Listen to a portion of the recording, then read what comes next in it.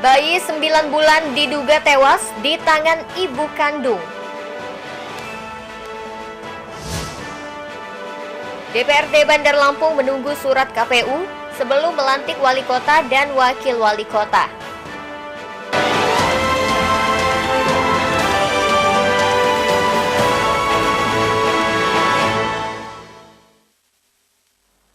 Tabipun.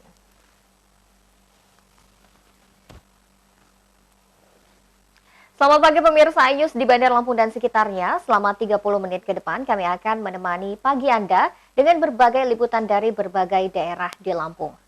Seorang bayi perempuan di Bandar Lampung tewas mengenaskan. Diduga bayi 9 bulan ini tewas di tangan ibu kandungnya sendiri. Pemirsa, bersama saya Ferlicia Andini, inilah iNews Lampung selengkapnya.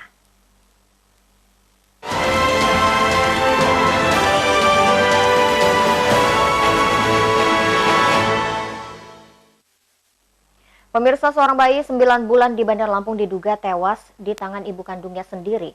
Belum diketahui pasti penyebab kematian bayi malang ini, namun di tubuh korban ditemukan sejumlah luka lebam.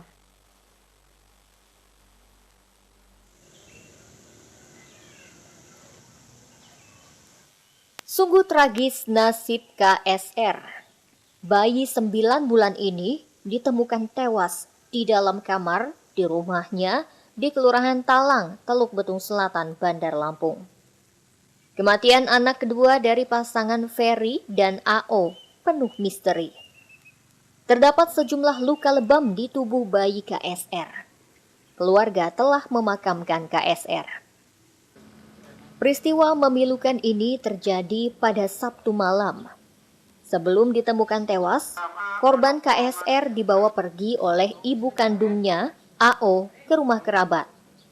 Mereka pergi pada Sabtu sore. Juwarni, nenek korban, mengakui korban dan menantunya AO sempat berpamitan untuk bermalam di rumah kerabatnya. Namun pada tengah malam, AO kembali pulang dan menggendong bayi KSR. Keluarga sempat curiga dengan gelagat AO yang terlihat terburu-buru, kemudian langsung pergi meninggalkan rumahnya. Sebelumnya, AO meninggalkan korban yang telah meninggal dunia di dalam kamar rumahnya. Ya, dia kan siang itu pamit mau tempat kakaknya di kebun pisang. Sore itu nelpon katanya mau nginep. Kalau mau nginep, kenapa malam jam 12 malam pulang? Anaknya dipopong gitu. Saya kaget kan, saya lagi ngiriin anaknya yang itu nangis aja, buka diem-diem. Terus dia buka pintu, Ayu, namanya kan Ayu, Ayu ngapain lah anak malam-malam digendong-gendong kayak gitu, katanya mau nginep tempat kakak. Diem aja dia, masuk aja ke kamar, digeretakin. Dia lari lagi, ayo mau kemana, ayo mau ini, mau bilang sama teh Ayu, katanya gitu. Ayu, iya katanya. Terus gini, kita tengok anaknya itu kok diem aja. Terus ini. Belum diketahui pasti penyebab kematian korban. Kasus ini telah dilaporkan ke Polsek Teluk Betung Selatan, Bandar Lampung. Keluarga berharap dapat mengungkap misteri kematian balita malang ini. Dari Bandar Lampung, Andres Avandi, iNews melaporkan. Satreskrim Polsek Teluk Betung Selatan, Bandar Lampung masih menyelidiki tewasnya bayi KSR. Polisi meminta sang ibu, AO, untuk menyerahkan diri.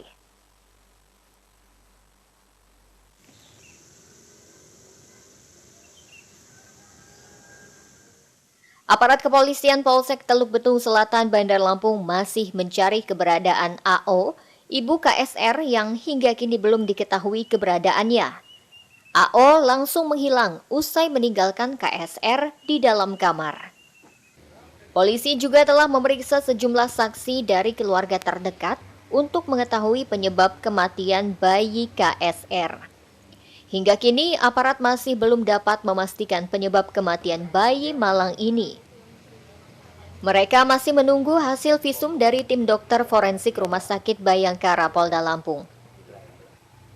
Ini kami masih menunggu hasil visum. Kami masih belum bisa menyimpulkan karena kami masih menunggu hasil visum dari dokter forensik Rumah Sakit Bayangkara. Jadi kami masih menunggu semuanya, tapi dalam saat ini penyidik dari Polsek Teluk Benoa masih dalam tahap penyelidikan dan mudah-mudahan segera kita amankan untuk ibu korban. Dan kami himbau saksi yang diperiksa, Pak. Untuk saksi sudah beberapa yang kita melakukan pemeriksaan, baik dari suaminya maupun ibu mertua ataupun saksi yang banyak melihat. Kita sudah melakukan pemeriksaan, sampai detik ini masih dalam tahap pendalaman.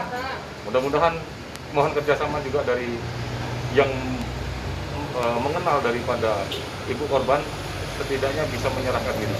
Polisi menghimbau bagi kerabat dan keluarga serta sang ibu korban untuk menyerahkan diri ke Mapolsek Teluk Betung Selatan. Sebelumnya, bayi KSR tewas dengan luka lebam di tubuhnya. Jasad bayi malang ini ditinggalkan kabur oleh ibu kandungnya di dalam kamar. Kasus ini kini masih ditangani aparat kepolisian Polsek Teluk Betung Selatan, Bandar Lampung. Dari Bandar Lampung, Andres Avandi, iNews melaporkan. Tim Satgas Percepatan COVID-19 Bandar Lampung menjaring sejumlah warga yang tidak memakai masker di ruang publik. Warga yang melanggar protokol kesehatan mendapatkan sanksi menyapu dan push up.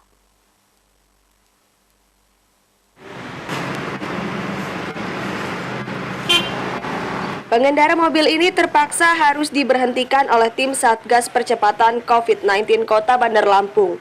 Dia kedapatan tidak menggunakan masker saat di luar rumah, usai didata, pelanggar dijatuhkan sanksi menyapu.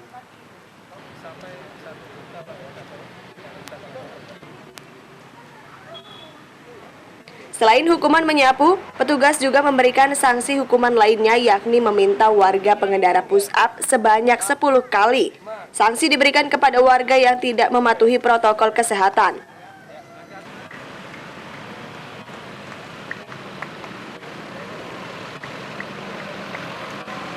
Petugas juga mensosialisasikan perda sanksi pelanggar protokol kesehatan, besaran denda yang akan dikenakan terhadap warga dan pengendara yang tidak mematuhi protokol kesehatan, yakni berkisaran Rp1.000.000 hingga Rp15.000.000. Bahkan sanksi hukuman penjara juga akan diberlakukan kepada warga perorangan maupun tempat usaha yang melanggar. Beberapa hari lagi kita masih tahapannya sosialisasi. Nah, kepada para pelanggar yang hari ini telah kena kedapatan tidak memakai masker, untuk sementara kami masih melakukan sanksi yang sifatnya umum-umum, artinya mereka kita peringatkan, kita kasih surat teguran, sekaligus kita kasih hukuman. Tim Satgas Percepatan COVID-19 Bandar Lampung mulai memberlakukan sanksi berupa membayar denda maupun sanksi hukuman penjara. Pemberlakuan sanksi itu diharapkan dapat menyadarkan warga untuk tetap mematuhi protokol kesehatan, serta guna menekan penyebaran COVID-19. Dari Bandar Lampung, Ruslana S, iNews melaporkan. Bandar Lampung masih berstatus zona merah COVID-19. Selama 2 hari berturut-turut, angka kasus kematian akibat virus COVID-19 di kota Bandar Lampung menurun, bahkan berada pada angka 0.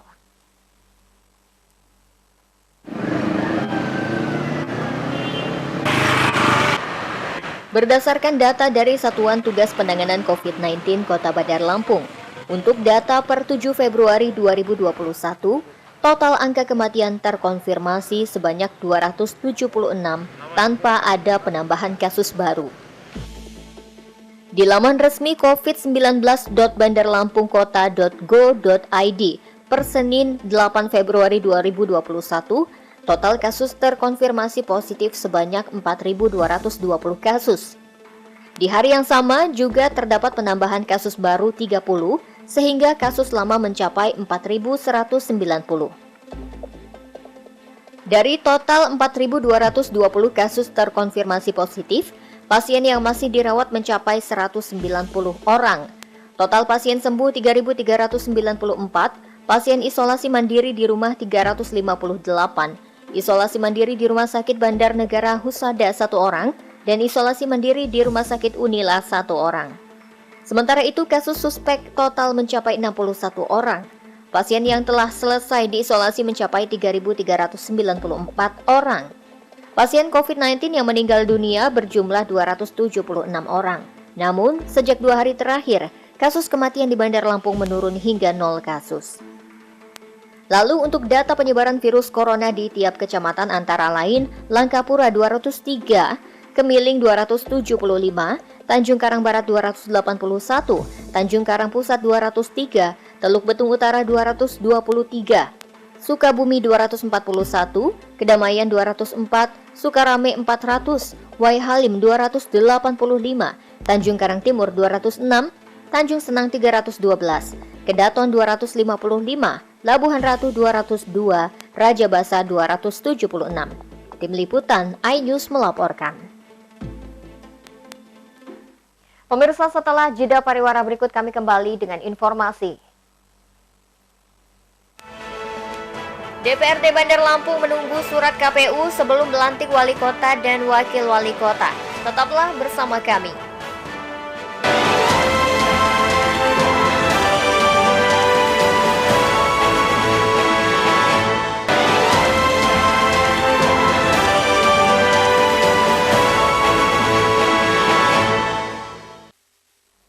Pemirsa, terima kasih Anda masih bersama kami. DPRD Bandar Lampung siap melantik Paslon 03 Eva Duyana Dedi Amarullah. Penetapan jadwal rapat paripurna pelantikan calon wali kota dan wakil wali kota tersebut masih menunggu surat dari KPU Bandar Lampung. Mudah-mudahan kami berdua mohon doa restunya kepada seluruh masyarakat. Penetapan jadwal pelantikan calon wali kota dan wakil wali kota Bandar Lampung Eva Duyana Dedi Amarullah melalui sidang paripurna istimewa masih menunggu surat dari KPU. Saat ini, KPU masih menunggu keputusan gugatan di Mahkamah Konstitusi yang ditujukan kepada paslon Eva Duyana Dedi Amarullah. Sebelumnya, dalam sidang di Mahkamah Konstitusi, kuasa hukum paslon 02 Muhammad Yusuf Kohar Tulus Purnomo mencabut gugatan. Nantinya, KPU akan berkirim surat ke DPRD tentang penetapan pemenang.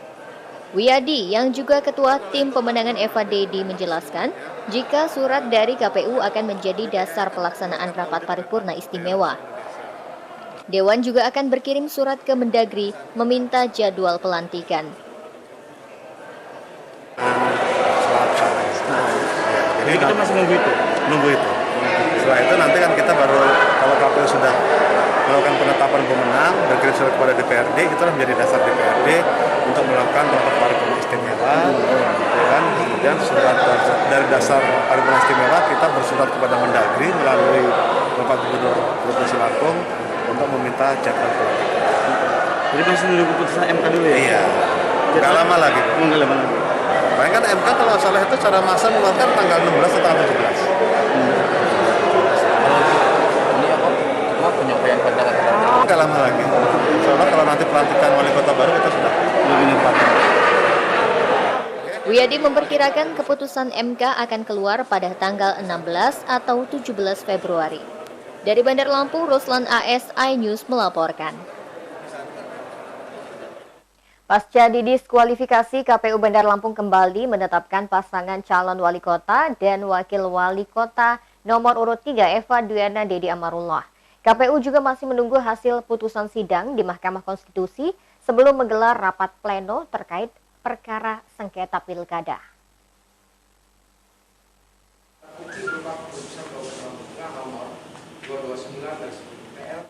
Penetapan kembali pasangan calon nomor urut 03 ini menindaklanjuti putusan Mahkamah Agung atas kasus terhadap pendiskualifikasian yang dilakukan oleh Bawaslu Lampung dan KPU Bandar Lampung.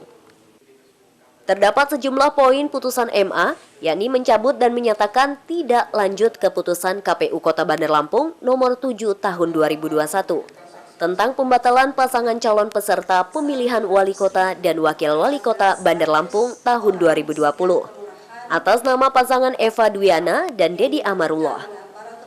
Kedua menetapkan kembali Eva Duyana dan Dedi Amarullah dan partai pengusung PDIP, Nasdem, dan Gerindra sebagai paslon peserta pemilihan wali kota dan wakil wali kota Bandar Lampung 2020. Ketiga menyatakan berlaku dan mempunyai kekuatan hukum mengikat keputusan KPU Kota Bandar Lampung nomor 461 tahun 2020 tentang penetapan pasangan calon peserta pemilihan wali kota dan wakil wali kota Bandar Lampung 2020. KPU Kota Bandar Lampung masih menunggu hasil putusan sidang di Mahkamah Konstitusi sebelum menggelar rapat pleno hasil putusan. Ini yang akan dilakukan, yaitu pleno hari ini menindaklanjuti putusan MK terkait dengan penetapan kembali sebagai pasangan calon nomor urut 3, dan kita nanti melakukan rapat pleno menindaklanjuti putusan MK dan menetapkan calon terpilih. Ini yang sebenarnya nanti tahapannya setelah putusan MK. Plenonya hari ini juga Bang yang kedua? Enggak, itu yang berbeda. Itu setelah putusan MK keluar nanti. Sebelumnya paslon nomor urut 03 ini dibatalkan sebagai peserta pemilu oleh KPU Bandar Lampung. Bawaslu Lampung menyatakan paslon tersebut melakukan pelanggaran administrasi secara terstruktur, sistematif, dan masif. Dari Bandar Lampung, Andres Avandi, iNews melaporkan. Masih dari Bandar Lampung, ribuan ASN setempat belum menerima gaji. Terlambatnya gaji karena perubahan sistem penginputan data dan belum lengkapnya pelaporan rencana penggunaan anggaran dana alokasi umum daerah tahun 2021.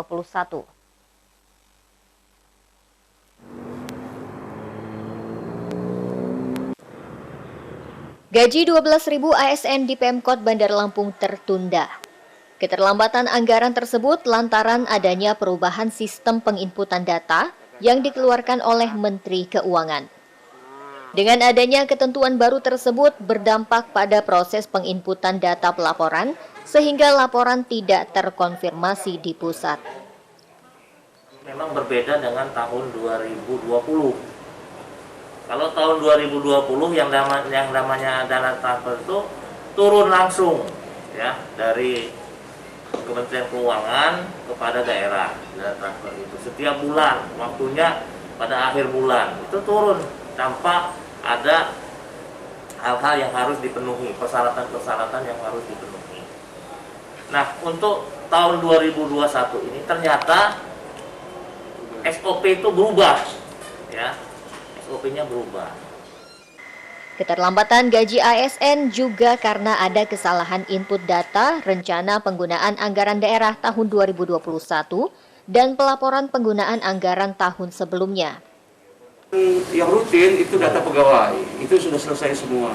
Nah, untuk tambahan yang bulan Februari itu pemerintah pusat melalui Kementerian Keuangan meminta data mengenai laporan penggunaan dana transfer umum daerah selama tahun anggaran 2021.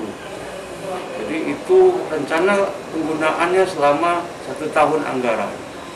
Kemudian ada 3 item, kemudian termasuk realisasi penggunaan dana transfer daerah tahun anggaran sebelumnya.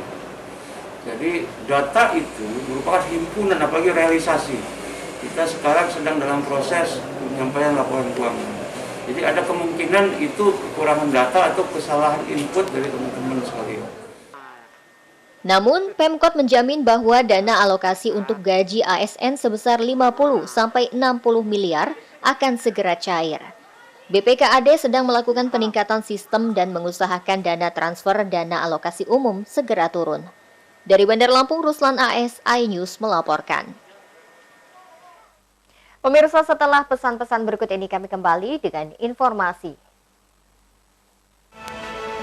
Pernik fashion unik dari rumput liar.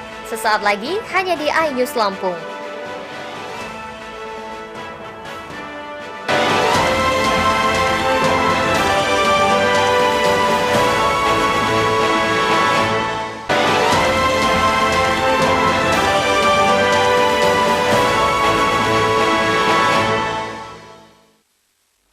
Terima kasih Anda masih bersama kami. Pemirsa, semak belukar ternyata tidak selamanya merugikan. Di tangan orang-orang kreatif, rumput liar ternyata bisa diubah menjadi pundi-pundi rupiah.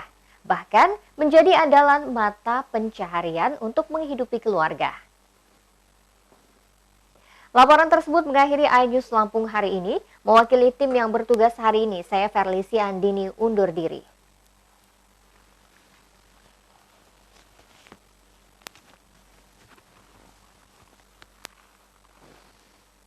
Tidak bosan saya mengingatkan Anda untuk terus memakai masker saat berada di luar rumah.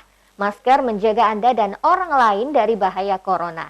Selamat melanjutkan aktivitas Anda. Terima kasih dan sampai jumpa.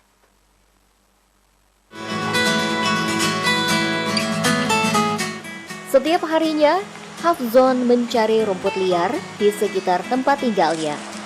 Warga desa Kubu Perahu, Kecamatan Balik Bukit, Kabupaten Lampung Barat, mencari rumput liar di kawasan hutan konservasi Taman Nasional Bukit Barisan Selatan atau TNBBS.